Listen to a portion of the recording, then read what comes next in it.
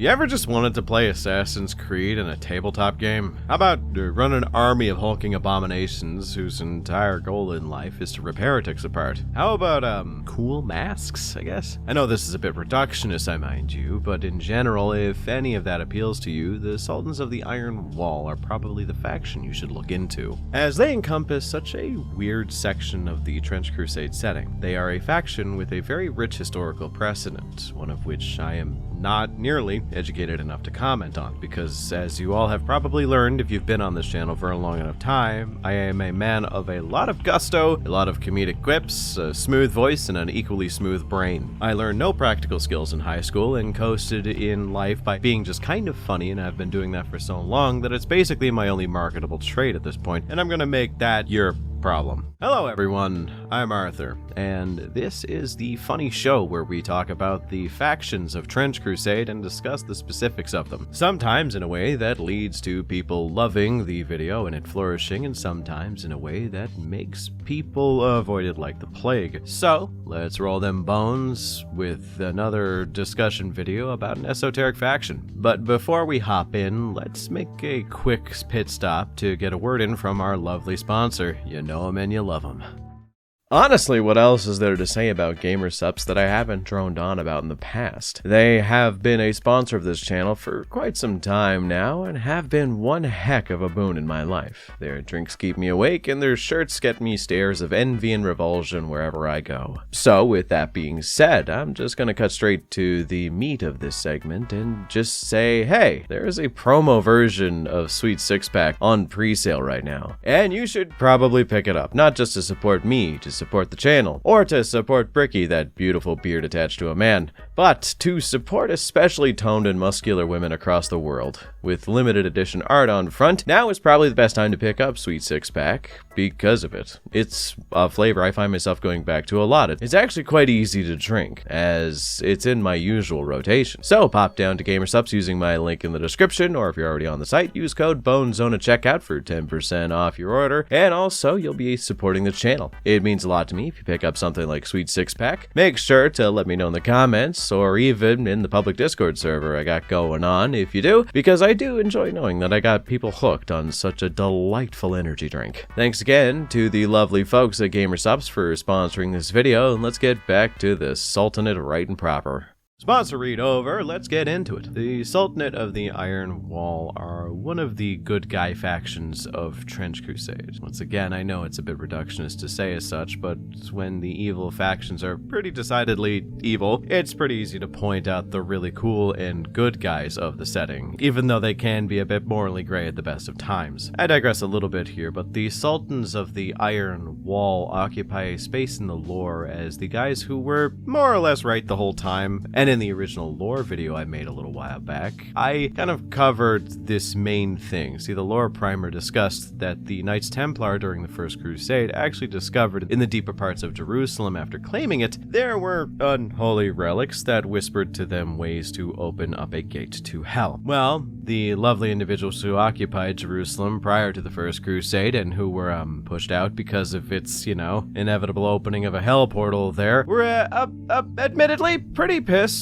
that the forces of Gog and Magog were unleashed like they were, warning the Templars would happen if they did anything. But when in the face of extinction, petty, albeit 100% justified arguments centered around who was right and who doomed all of humanity are a bit unimportant, right? The majority of the non-heretic forces, especially those stationed nearby in Jerusalem, were being slaughtered by the thousands. But as if a miracle from heaven, it was a miracle from heaven, this massive wall appeared in the middle of the desert. It provided a degree of safety to any of those who were worshipping the Islamic faith. Its origins are shrouded in a bit of mystery, but I like to think it is just straight up a gift from God. The place was owned by the Sultan of the time, and with all that, the Sultanate of the Iron Wall was born. The history of them is very interesting, and a lot of their units and lore are steeped in the history of real-world events and cultures, especially for that section of the world. But as it is, I think it's very cool and stands on its own, even if you did take away the historical precedents and things that kind of, make it a little bit more grounded in reality. In the modern setting of the 1910s for Trench Crusade, they have struck up a deal with the forces of New Antioch to essentially say, you don't fuck with me, I don't fuck with you, and with that, they basically work together to ensure their own survival. Both follow Abrahamic religions, and thus they have the same goals as each other.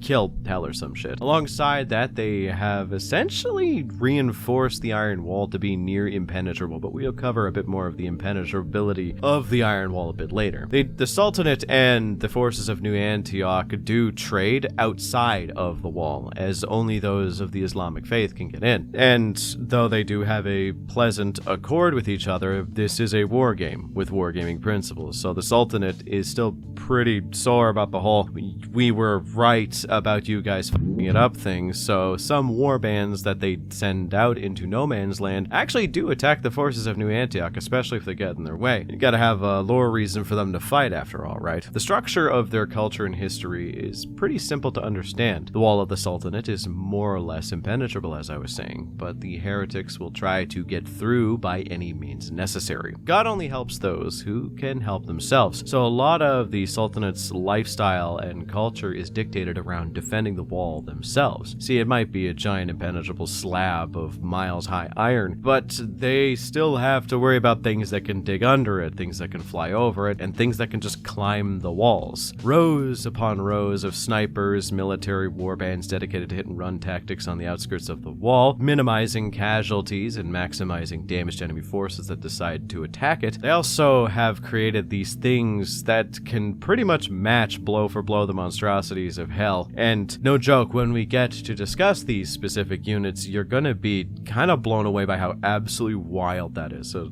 stay tuned for that, I guess. Another weird lore tidbit is that the Sultanate captures heretics and heretical equipment not to make it themselves or to use their heretical magics against the heretics in some way, or even to reverse engineer it to understand it better. No, they learn from the guns of the heretic by learning how to block their bullets better with heavier and more efficient armor. They learn from the beasts of the heretic by finding out where the vitals are and learning how to kill them quicker. They learn how to improve their own ways of fighting, not how to incorporate others, which is kind of why I like the Sultanate so much. A bit of a weird aside here, but when I first started researching Trench Crusade, I found the Sultanate was one of the more boring factions to me, and I think that's more my issue than anything else. But I think the Sultanate is surprisingly interesting the more you dig into it, and I'll get into why once we cover the units. I know I'm teasing that a bit, but I gotta divide this up properly. The Sultanate occupies a niche in the game world itself that I've never really seen done before in really any war game. It has nothing to do with playstyle, but overall feel. This, weirdly enough, feels like it's a perfect representation of a different culture for a faction. They functionally are just a militarized group of human beings during World War I, which is very similar to that of the militarized humans of New Antioch. But even though they fit into similar niches, they are incredibly different, and you can kind of feel it too the more you read about it. I think it has something to do with likely the historical precedents and the cultures that were incorporated into making them, but they are very, very different, and they feel very, very different, as if they were made through different cultural eyes. With 40k, you have similarities between factions as if they were all made by the same person, and especially in like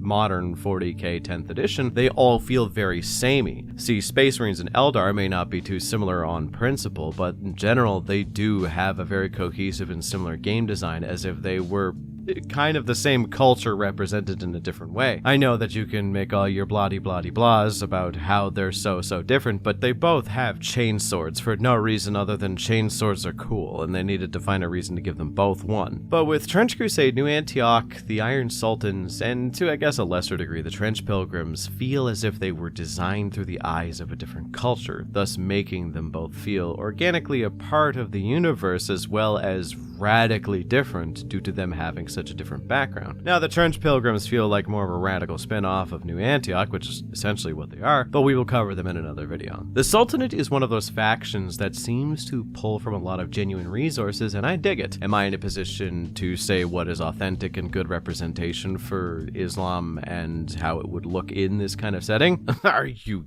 kidding me? I am literally a smooth-brained idiot. My brain is as smooth and shiny as a river stone. But I do like all of everything they got going on, so I don't think I need to have more of a reason other than that. I just look at it, I think it's cool, and it serves the purpose that it is, which is me thinking it's cool and wanting to play them. So, with that out of the way, let's get into the next section of this video that I kind of want to do, which is touching upon the various members of the Iron Sultanate and the various miniatures that you can field in your army, while making a bunch of shitty references to things like video games that are going to likely offend at least 2, maybe 3 of you. Probably the most recognizable of the Sultan's forces, the Azebs are one of the equivalents of what would be their line troops. They are conscripted into the armies of the Iron Wall, where every house in 20 has to give up a single son to become an Azeb, though from what I've read, a lot of the Azebs in the service of the Sultan actually choose to be there. See, to die in the service of the Sultan basically means you're 100% guaranteed the chance of the good ending when you die and go to the funny heaven place in the clouds. So a lot of people are pretty gung-ho to join. There are some criteria for the Azebs, which for one, the word Azeb translates to, at least from what I've been told, unmarried. And if I am correct, it basically just means that they have to be unmarried men with no attachments, and thus less fear of dying on the battlefield. The shtick of them is they are hit-and-run skirmishers who basically specialize in distraction as well as just being annoying and dismantling enemy forces with lighter arms. Though, don't get it twisted, these fuckers can come with more or less any weapon, but due to them being a bit less reliable and less experienced overall in terms of troops, they are usually reluctant to be given the heavier weapons due to their higher than average casualty rate. Speaking of heavy weapons, the Sappers are a cast of individuals that occupy the same role as the combat engineer for the forces of New Antioch. Well, gameplay-wise, yes. They are engineers and siege gunners who live and die most times on the Iron Walls themselves, working with the massive great cannons that fire day and night to defend the cities inside. These sappers are actually recognized by the patchwork of burn scars that go across their bodies, as one of their main duties is to make sure that the great cannons themselves don't overheat, and doing so usually requires them to be quite close to them, and if they do overheat, yeah, you could probably put 2 and 2 together to figure out what happens next. This also leads to them, if they survive long enough, to having a pretty big pain tolerance. Okay, so this next one's going to be a bit weird, but the forces of the Iron Wall literally have space marines, or at least the in-universe equivalent of them. Basically, the Sultan's armies go on raids into heretic lands to, kill heretics, but sometimes they find children that are living on these lands that don't seem to be fully corrupted yet. They steal these kids, and then from their youth are trained in the ways of combat and martial supremacy. They are raised in the walls and converted to the Sultan's faith, while also having their bodies augmented and modified with the chemicals and magical elixirs of the Jabiran Alchemists. This is done in order to create what is basically a super soldier. These individuals are usually massively strong, able to hold machine guns in one hand, as well as many other great weapons, which is their preference. They are one of the best living weapons that the Sultan can deploy, outside of the alchemical monstrosities, but we'll get there in a little bit. These dudes have access to the best armor and weapons, but prefer heavier hitting stuff. Shout out to that one Janissary model who has a great sword scimitar. He's kind of my favorite. Let's take a step away from the rank and file. Let's talk about the command structure. With every standard Iron Wall army you make, you have to take a Yuzbashi. Yuzbashi are essentially the frontline commanders of the Sultan in the most graphically violent way possible. See, the Sultans of the Iron Wall are a meritocracy for the most part. The more you do, the more you get. The Yuzbashi are the extreme of that in their military hierarchy. If you have shown merit enough, you can be promoted to Yuzbashi. There is no birthrights or bloodline put into consideration when discussing their position. Usually due to this requirement, Janissaries are usually the person chosen most often, but I do like the idea of an Azeb rising into this position. It kind of tickles me a bit. The Yuzbashi often have many war honors awarded to them that they employ on the battlefield, leading from the front obviously. From alchemical creations that the Alchemists of Jabir have given them, them, all the way to magical talismans that the House of Wisdom has also constructed for them. But their bodies and minds, at minimum, have been altered a bit further than what they were prior, sharpening their intellect as well as strengthening their bodies. This new cocktail of chemicals causes them actually to be a bit cold and logistical. Seeing success and failure is more of a binary than anything else. War is a thing of numbers, and as long as our number of losses is lower than the opponent's, who cares what the number actually is, right? So they can be a bit pitiless, but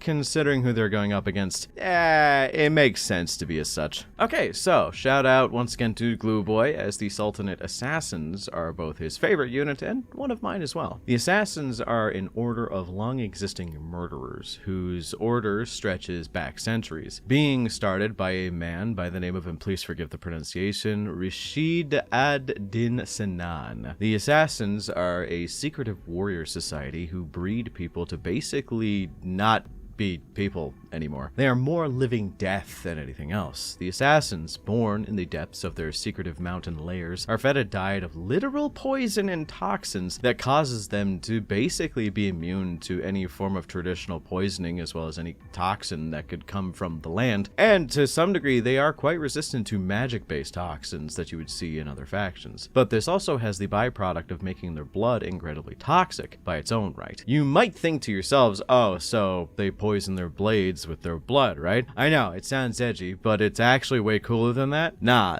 doing a sort of ritual exsanguination, they drain blood from their bodies as part of the end stages of their induction, and through a mixture of magic and good old ingenuity, they create iron blades made out of their poisoned blood. They make fucking poison metal blades that are allegedly so toxic that just being a bit too close to them can cause your skin to itch a little bit. But that's not everything. They also have fucking time magic, using a mixture of actual magic to turn forwards and backward time while in the middle of combat. They also throw in, you know, hallucinogenic gas grenades. These fellas and fellettes are one of the coolest things on the battlefield, and you can actually field quite a few of them with the right warband, but we'll get to that later. Just hang tight. Okay, so this last section I have labeled on my script as freaks, weirdos, and everything in between, because there are so many of these types of people here, and also this is my favorite section of the Sultan's army. Regardless, the Jabiran Alchemists are probably one of the most important keystones in the Sultanate of the Iron Wall, occupying an important and gruesome niche. These individuals are weird. Basically, in some esoteric and traditionally impossible to reach place under the cities of the Iron Walls, there are these dens where science and magic commingle. This is where the Alchemists slay. They are masters of creating machines of war, weapons of such immaculate quality that they put pretty much anything else in the world to shame, and monsters so fearsome and horrible that even the forces of hell show a little hesitation when seeing something like a line of Jabir. To become an alchemist is not an easy task. There is numerous years of study, numerous years of theory and practice, and there are numerous different steps that you can just fail at, and usually like 9 times out of 10 die. The major one are the creation of your little homunculus buddy, which if you look at the main key art for the Jabir and Alchemists, you see one in the background. These dudes kind of look like people, but they're mostly made out of liquid-y bits and have weirdly unnatural abilities in regards to dexterity, able to go into places of high temperature and basically listen to their masters to a T in order to get complex experiments done. These dudes require perfect timing, heat, and concentration to make, and it's one of the main trials that you have to go through in order to become a Jabiran alchemist. They sometimes come out as evil, fun fact, and because of the fact that they can turn into essentially a liquidy, sluggy shape, when they come out evil as sort of an angry fuck you, you made me wrong, they enter the body of the alchemists through usually their open mouth and then consume them from the inside out, leaving their skin so that they're basically just wearing a skin suit. Yeah, yeah. Though, having completed that, as well as opening your third eye, which, yeah, you gotta do that. You gotta open your third eye in order to be an alchemist. It's just standard practice. That can also backfire in numerous ways. The third eye is there to help you see the unseen, as it were. View things most humans could never, in limited quantities, so you don't have to have it open all the time. There are a few ways that this can backfire, but the most common one is you lose control over the production of the third eye, and it eventually overrides the other 2 eyes that you have, making it so that you're basically just a weird small cyclops. You can only ever see the unseen darkness of the world, and it usually drives the individuals who have that mistake insane. They're usually put down, and sometimes they're used to see things even better, but it's complicated. But if you succeed in creating your little homunculus and also succeed in getting your third eye, you're able to create some weird and horrible things from here. Speaking of, the Lions of Jabir are fucking metal. They are creations of the Alchemists and are 100% artificial. They get their name, obviously, from the fact that they're lion-like creatures created by the Alchemists of Jabir. But they also don't have to resemble anything damn near a lion. Sometimes they can just look like whatever, because each individual one of these creatures is completely specific to the individual that made them. So they are incredibly ferocious, incredibly powerful in battle, and attack with a savagery that, I mean, if you look directly at them, you could probably guess how dangerous they are. They are big, fast, and hit hard, but each one of these lions is basically a masterpiece. They are one of a kind. They are the culmination of the works of crazed alchemists working hard on their craft, and they're one of the reasons why the alchemists are allowed to do some pretty wacky shit without the Sultan really, checking in. The fun thing is that it is incredibly difficult to make them, as you could probably guess, with failures usually resulting in the deaths of the alchemist as their creation goes berserk. But the sadder and more interesting version is when the lion is born with human intellect. This intellect causes them to go into an unending bout of existential dread as they ponder their weird, artificial, soulless existence. And lastly, from the main list of the Iron Wall's armies, you have the Brazen Bull, probably the coolest mini in their showcase and one of the best in the entirety of the setting. The Brazen Bull is a masterwork in comparison to the Lion of Jabir. It is the heaviest, hardest hitting, and strongest troop the Sultans have ever made, wielding the biggest weapons that you can put onto it. It's actually represented in game that the Brazen Bull can only wield weapons that have the heavy keyword, meaning small weapons just don't fit its big hands. It's too big for anything else. These dudes crash upon enemies like a raging storm, and it shows. They are artillery beasts that have massive cannons, and that sword is not just for show. And fun fact, these guys in the Lions of Jabir don't have organs. They don't have vitals. They are kept alive by the arcane, mystical energy whatevers that were used in their initial creation. So in order to stop this thing from fighting, you actually have to just tear it to pieces until they can't move anymore. Yeah, it's a little unfair, but considering what they have to fight on a daily basis, it makes sense. This thing is so cool. It's one of my favorite minis in the whole range for Trench Crusade. And yeah, I remember printing one for a friend, as I'm kind of the guy to go to play games that are not 40k in my local community, but that's neither here nor there. And this kind of covers the main group of units that come with the Sultanate of the Iron Wall. We will cover a bit more of the specificities as we continue, but for now, we actually can go over the alternate warbands, which will give us a bit more of a background to the idea of these units, because some of these warbands are very specific. But yeah, let's not mince words and get into this last little leg of our journey and then wrap it up.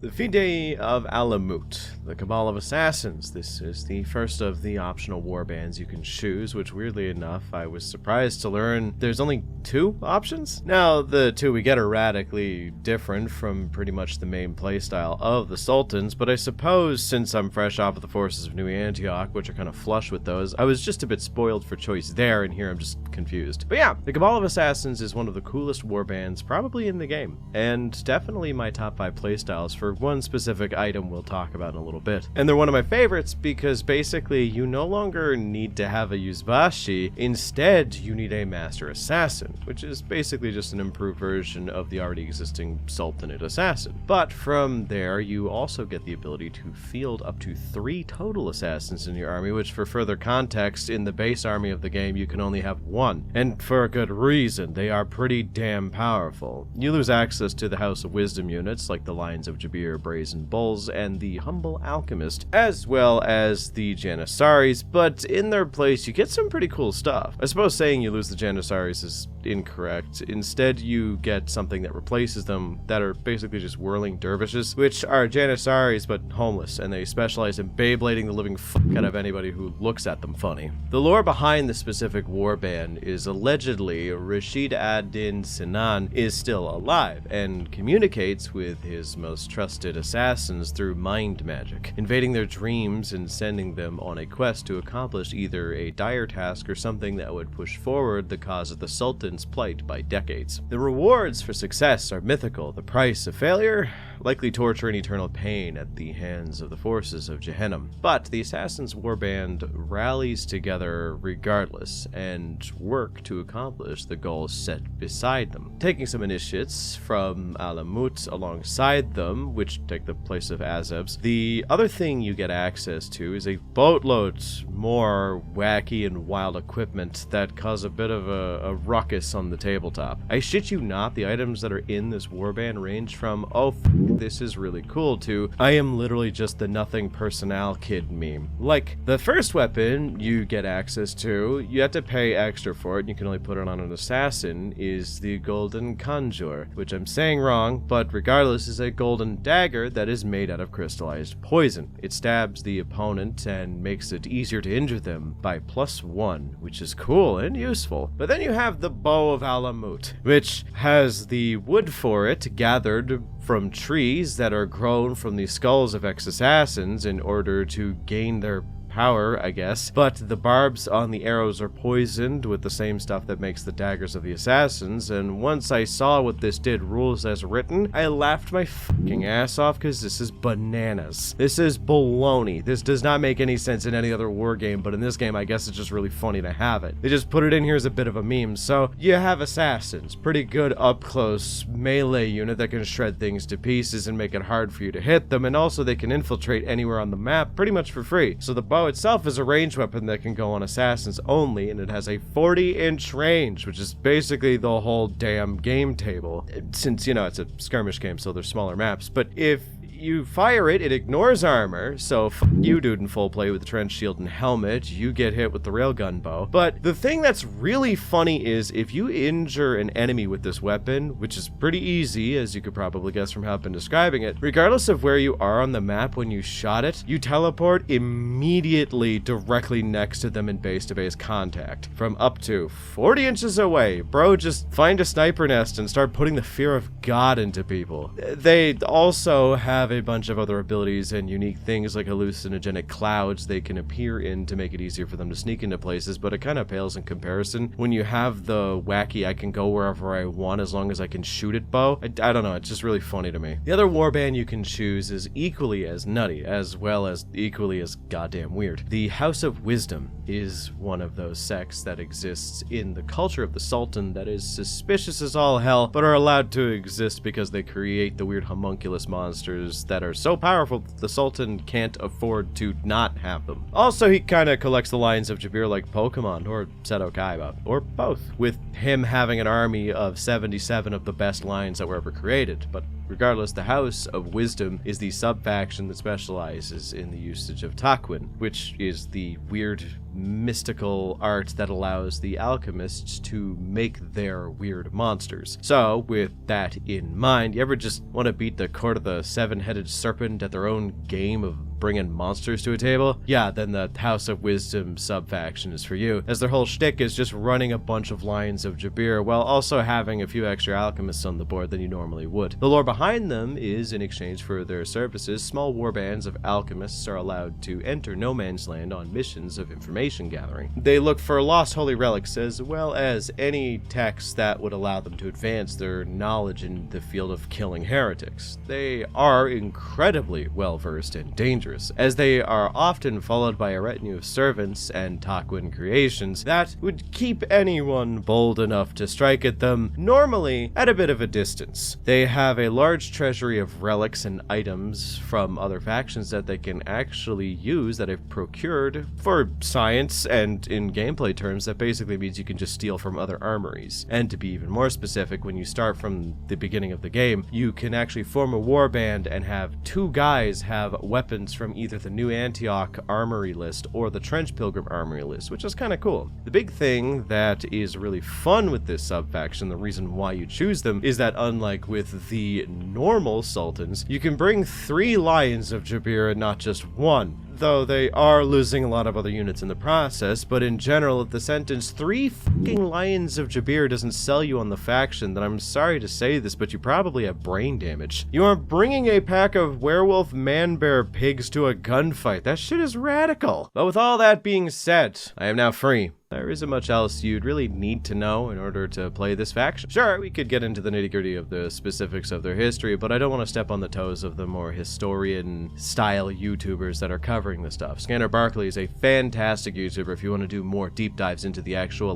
timeline of the history of each of these factions. I'm just here to give you the broad sweeping strokes so that you can kind of get in, know the nitty-gritty, and make your own warband and so on and so forth. I'm here to give you the rough and tumble guide to making this faction. I think the Sultans are one of the more unique, interesting, and weirdly diverse factions in Trench Crusade. I think they occupy a weird in-between niche of body horror, psychological horror, as well as just being plain old cool. They let you play into every aspect of their army in a way that is unique. You could be House of Wisdom with a bunch of weird homunculus monsters, you could play a lot of assassins, and you could just play a lot of whatever other things they have, like the troops, like the Azebs and Janissaries, just naturally. So I think they're great, and doing my research for this has made me want to print off some as just a little bit of a paint project. But what do you all think of the Sultans? And is there anything that you think I missed and should cover more of them? Let me know in the comments, as well as what you think I should do next for Trench Crusade. Even if this video fails and is unsuccessful, I'm gonna push through until I cover everything that Trench Crusade has. I have a few weirder side tangents along the way, but that is for much later.